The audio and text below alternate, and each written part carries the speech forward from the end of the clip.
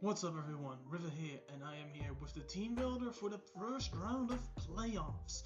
I decided this is playoffs, it means at most it's 3 games. I may as well just do team builders just to make sure it looks a little bit better. So round 1, as I made first place in Division 3, will be against the 3rd place of Division 1, which is the drunk fraternity of Pikachus and the coach who just goes by DFP.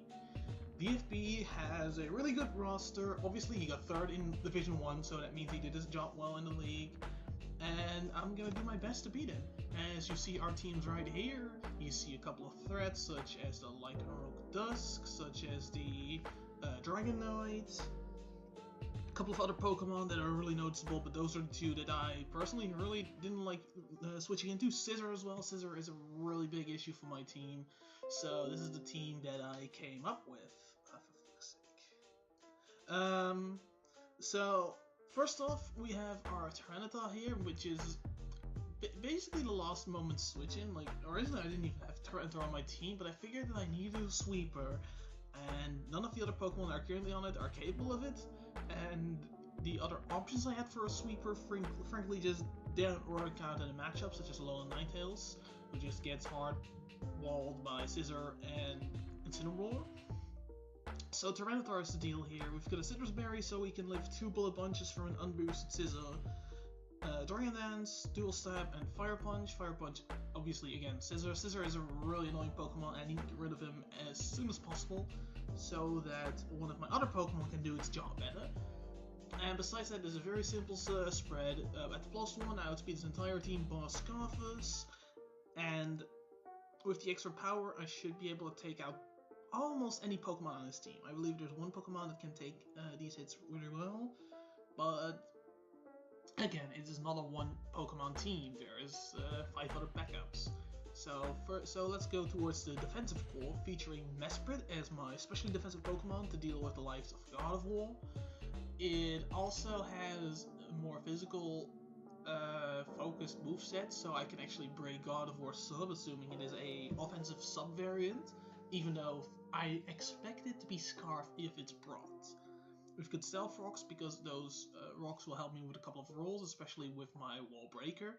Toxic there. Even though I run Tapu Fini, I feel that Toxic is not a bad call here because I'm the one who has control over the terrain, which might allow me to get Toxic off of one of his walls, such as Incineroar.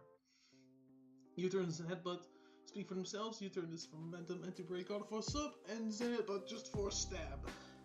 Leftovers, well, yeah, I just need to be sure that I can live longer than 2 hits. On the physical side, we have Tapu Fini, whose main goal is to just switch in on Scissor every single time and try to get Zapdos in. I think Zapdos is a shoo-in for this matchup, and I think Tapu Fini is a really good bait for the Zapdos. For what Fini does is Fini just, well, forces it in, allows me to switch in on my Zapdos switch in, and that one is gonna go ham on his team. So as for the moveset, we've got Ice Beam for Dragonite because this will 2-hit KO it even through Multiscale. Moonblast as General Stab, HP Fire for Scissor, and the Fog in case he goes for Hazards.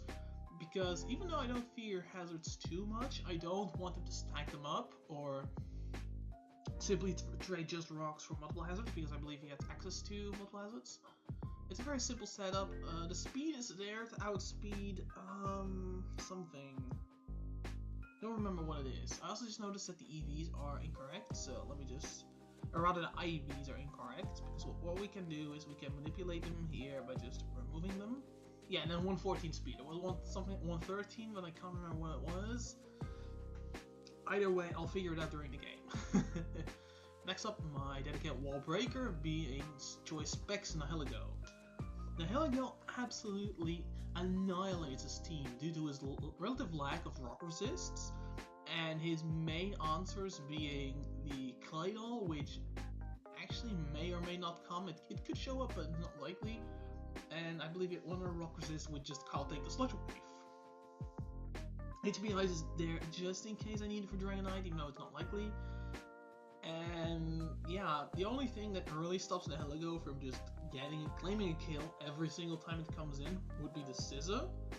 but Power Gem actually does about 80 to, now what was it again, 78 to 90% damage, I believe, on a max HP Sizzle. So it cannot switch in, it can only force me out by coming in after Nihilego claims a kill. And that is the power of Nihilego in this matchup. Especially if some of his faster Pokemon, such as like Rock Dusk, are gone, or if I, for example, have webs on the field, that is when Nihilego can shine as a potential sweeper as well, even though its main goal is to simply just take down the Pokemon that need to be taken down, so that Tyranitar can do its job. Sorry. Next up, we have Galvantula. As I just said, webs are a thing. I don't think they are extremely important for this matchup, but slowing down the likes of Lycanroc might be useful, as Galvantula's dual stab is the main reason he's being brought. Dual stab actually hits his entire team for neutral, as far as I remember. Yeah, I'm pretty sure it is. And then Volt Switch is simply for momentum, because every single way I can get a Nihilego in is a good way. So the Volt Switch on the Galvantula, the U-turn on the Mesprit. I originally had a Memento Chandelure, which I ended up removing for the sake of having Tyranitar on the team. And yeah, Focus Sash is there, so it can always beat Keldeo 1v1, assuming no prior chip has been taken. And it is a very straightforward set. It kind of pains me to say that I've not been using Galvantula very originally. Like, something like a physical set with Poison Jet was something I considered at some point, but I haven't had a real matchup to use it in. But perhaps, if I win this, maybe my next matchup will allow me to do such a thing. Lastly, though, is Zygarde, who is going to be a almost pure physically defensive variant with 1000 Arrows, Draco, Glare, and Hidden Power Fire. The idea behind this is to relieve some pressure from Tapu Fini. For Zygarde will be my dedicated answer to Lycanroc Dusk, and it will be my answer to Dragonite. Sorry, I'm recording this relatively early. The 1000 Arrows allows it to have just proper stab, it allows it to one-shot Lycanroc, it has some, you know, the standard stuff.